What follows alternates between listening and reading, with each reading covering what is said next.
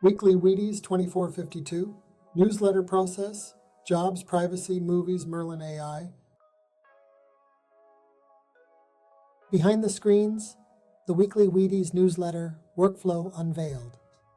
Since January 2023, I've posted a newsletter like this every Monday morning, Sunday evenings for paid subscribers. Without fail, I've answered the same questions multiple times from subscribers. Things like, how do you keep up with everything? How do you decide what to write about? How do you write so much? How long will this continue? Let this stand to share with you my weekly process in hopes of possibly encouraging you if this is something you'd want to tackle. Possibly sharing some cool tips and tricks if you can think of ways of incorporating them into other processes you have. And also plea with you to support my endeavors by sharing this with your friends and family, or consider becoming a paid subscriber. There's a button at the bottom of this newsletter. I'm typically bad at promoting myself, so I appreciate it very much when others do it for me.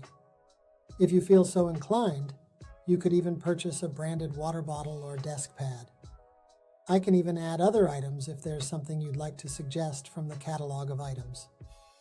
Before we get too deep, a quick refresh. Every newsletter includes 4 areas of information: mini blog, general topics, or information I'd like to share, mostly in the tech space. ICYMI. In case you missed it, 1 or more pieces of news from the previous week with thoughts, explanations, or commentary. POTW, Pick of the Week, a website, YouTube video, or app I've been using or found that I want to share. Featured product, something I'd like to share that you may be interested in purchasing. I've either tested it out or had friends highly recommend it. For each area, the process is similar. Ultimately, I have one main Notion page that stores all of my notes, links, and other useful information in database form. This page consists of the 4 tags to keep the items separate. Each item has a word style page where I may write the article. I add to this database and individual pages daily, sometimes multiple times a day.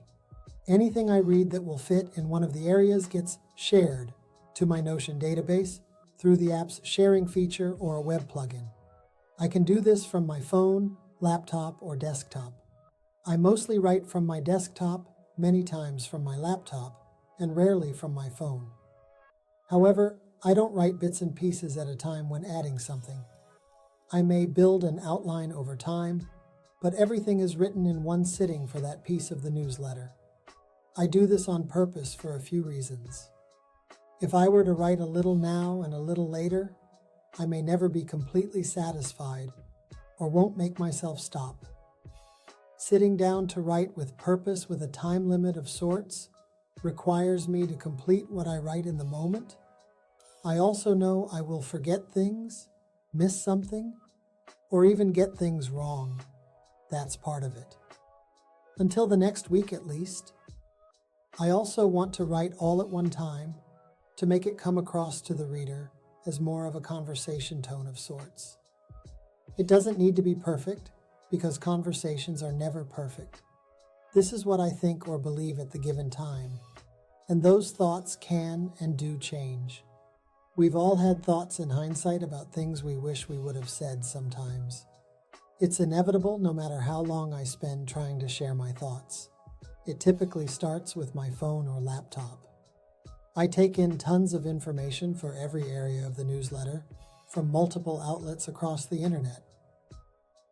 This includes social media sites like Reddit or Facebook, where I am a member of tons of very unique groups, but it also includes things I watch on YouTube, TikTok, or Instagram.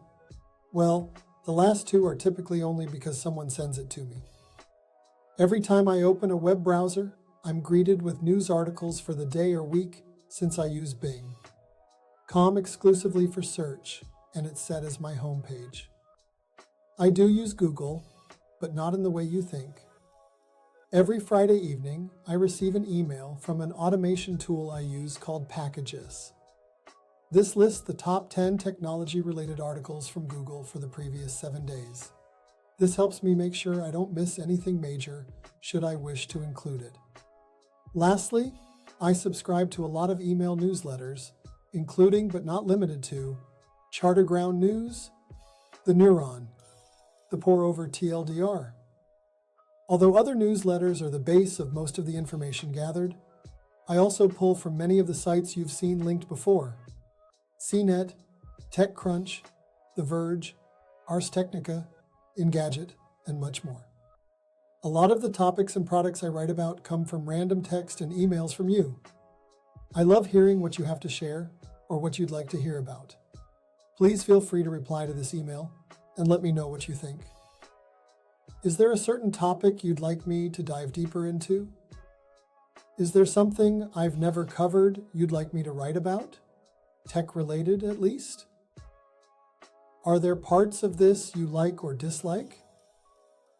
As a reader, I want you to enjoy what you're reading, but I also want you to find it useful. Lastly, a little bit about the hardware and software in use. Once the main mini-blog is written in Notion, I use Grammarly to help with spelling and grammar. I then use Merlin, more on this below, to help brainstorm titles. The content of the post is always 100% me, for better or for worse. I usually have a working title, but always get AI's help for something a bit catchier. Then use Bing's image creator. I copy and paste the title followed by a comma and the word futuristic to create what's called the hero image for the post, the picture you see above. For example, this newsletter's prompt was Behind the Screens, the weekly Wheaties newsletter, Workflow Unveiled, Futuristic. It will provide 4 images, and I will pick one to use. In some cases, I may have to regenerate the images a time or two. Next, I simply copy and paste the writings into an article on my Substack page, add the image, set the titles and headers, and schedule the email to send. As best I can, I try to make an audio-video version for podcast apps and YouTube.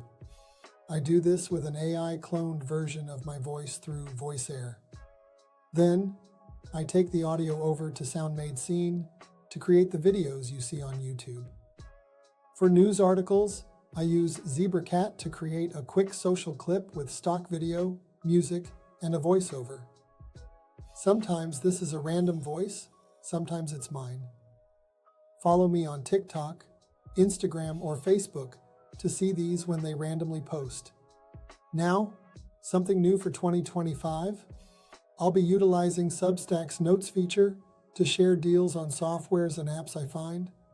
These will not be posted on any set schedule, as I don't know what and when I will find something to share. In some cases, I will link to an app or software that is offering a lifetime deal, LTD, whereas there is only one payment, one time, and it will either be discounted compared to the monthly fee or free for a limited time. Posting to the notes section will give you the option to choose if you want notifications on or not, and keep me from bugging you with more emails. In case you missed it, tech jobs in the US. With technology and AI advancing all over the world, there have been a few announcements recently showing the US is trying to lead the way. For starters, tech giant SoftBank announced they were investing over $100 billion into AI projects in the States.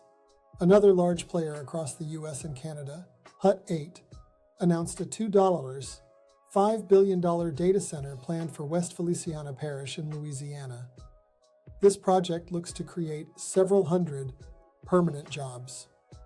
With the amount of available land and power grid capacity in LA, Meta announced plans to invest $10 billion for their Louisiana data center. Not to be left out, Amazon invests $10 billion in Ohio data centers to drive AI evolution.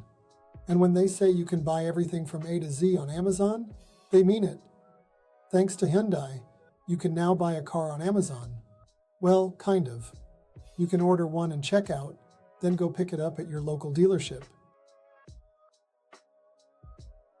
In case you missed it, message encryption and social media privacy. I wrote about this same topic in Weekly Wheaties 2450, but there's still a lot of buzz about this in the news cycle. Essentially, the Salt Typhoon hack exposed millions as they accessed networks of multiple U.S. carriers and network service providers. Ultimately, standard text messaging is victim to these hackers monitoring anything sent across AT&T, Verizon, and others. The FBI describes the hacking campaign as broad and significant and warns Americans to keep their text messages secure. As I've mentioned before, a typical text message should be viewed as the digital version of a postcard, as anyone in the middle can see what is sent and received. This is why they want you to use end-to-end encrypted messaging. In other privacy news, the TikTok ban case will be heard by the Supreme Court on January 10th, giving them time to make a decision before the law takes effect on January 19th. If the law does go into effect, TikTok would be banned if not sold to a US-based company. Pick of the Week. Favorite tech movies and shows. For this week's pick, I'd like to share a few of my favorite tech movies and TV shows from over the years. With a bit of leeway, if that's okay. I ad-libbed a bit on the movies. I'll leave the TV shows up to you. In alphabetical order, movies BlackBerry follows the rise and fall of the BlackBerry phone, streaming on Hulu and Canopy Eagle Eye.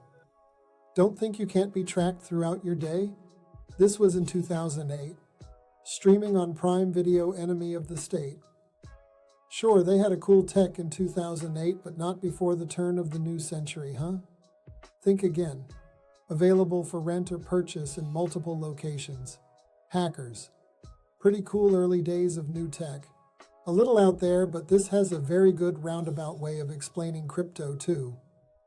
Well, at least the power of supercomputers. Streaming on Roku, Hoopla, Tubi, Pluto TV, and more. Pirates of Silicon Valley follows the small startup now known as Microsoft, and how Apple played into their upbringing. The Social Network, one of my all-time favorites, follows Facebook and its rise. Also has an incredible musical score and cinematography, not to mention the camera tech used for the Winklevoss twins. Streaming on Paramount and Pluto TV. TV shows Alias, Disney and Apple TV, The Big Bang Theory, Max and Apple TV, Halt and Catch Fire, AMC and Apple TV, Leverage, Prime Video, Hoopla, Freevee, and Prime Video. Featured product. I mentioned this above, but within the last few weeks, I've been using Merlin just about daily. In the past, I used a mix of Microsoft's Copilot, OpenAI's ChatGPT, and Google's Gemini to get my fill of AI chatbots. I would reach the limit on a few of them every now and then, but never use them enough to justify purchasing a monthly subscription. But then I found Merlin listed on AppSumo for $79. This is a one-time purchase available until the end of the year. So what's the catch? Nothing more than the credits received per month. You can pay more upfront for more monthly credits, but I can't tell you how much you'll use, so it's hard for me to suggest how much. What I can tell you is that if you pay for any other chatbot, you can probably stop, buy this, and come out ahead within 4 or 5 months. There's a Chrome extension that allows you to chat with web pages, summarize articles or YouTube videos, a web-based interface, and even a mobile app.